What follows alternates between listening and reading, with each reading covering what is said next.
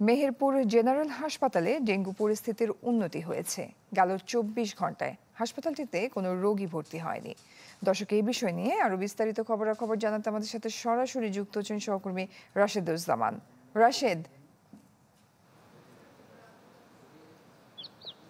জয়ী, আসলে আমরা গত বছরে এই সময়ে যে ডেঙ্গুর প্রকোপ ছিল মেহেরপুরের ৩টি উপজেলায়, এই বছরে কিন্তু সেই ধরনের প্রকোপ আমরা দেখছি না। কারণ এই বছরে মাত্র ৩ উপজেলায় ১৯০ জন ডেঙ্গু রোগী ভর্তি হয়ে চিকিৎসা নিয়েছেন, এবং আমি যদি গত ৩ দিনের কথা বলি, একজনের কোনো ডেঙ্গু রোগী ৩ উপজেলায় কোথাও ভর্তি হয়নি। তবে মেহেরপুর জেনারেল হাসপাতালে যে ডেঙ্গু ওয়ার্ড, আমরা সেখানে দাঁড়িয়ে আছি, সেই ওয়ার্ডে একটু দেখানোর চেষ্টা করি যে এখানে একটি মাত্র নারী ডেঙ্গু রোগী এখানে ভর্তি রয়েছে।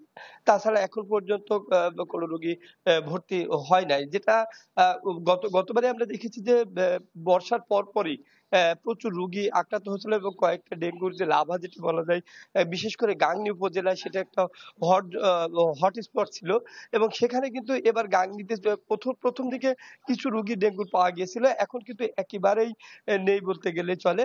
আর আমরা যে সদর মেহেরপুর জেনারেল হাসপাতালে যে ডেঙ্গু ওয়ার্ড রয়েছে, সেই ওয়ার্ডে আপনি দেখতে পাচ্ছেন একেবারে ফাঁকা। এখন কোনো রোগী নেই। চিকিৎসকরা যেটি বলছেন যে আসলে এখনকার যে ডেঙ্গুর যে প্যাটার্ন, সেই প্যাটার্নটা কিন্তু চেঞ্জ হয়েছে। অর্থাৎ পরীক্ষা করলেও ডেঙ্গু নেগেটিভ আসছে। কিন্তু ডেঙ্গুর যে লক্ষণগুলো সেগুলো রয়েছে, তবে বেশি খুব গুরুতর পর্যায়ে যাচ্ছে না, যার কারণে তাদেরকে হাসপাতালে আসা লাগছে না।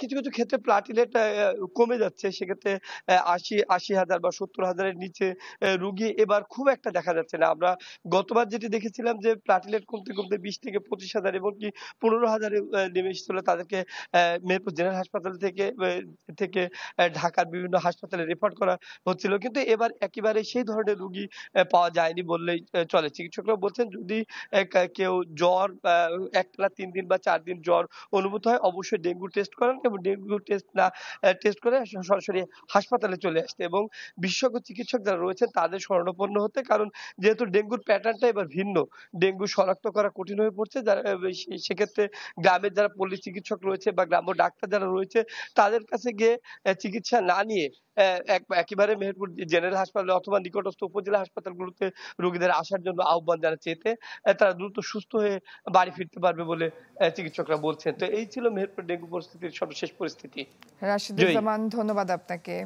দর্শক, মেহেরপুরের ডেঙ্গু পরিস্থিতির খবরাখবর জানছিলাম।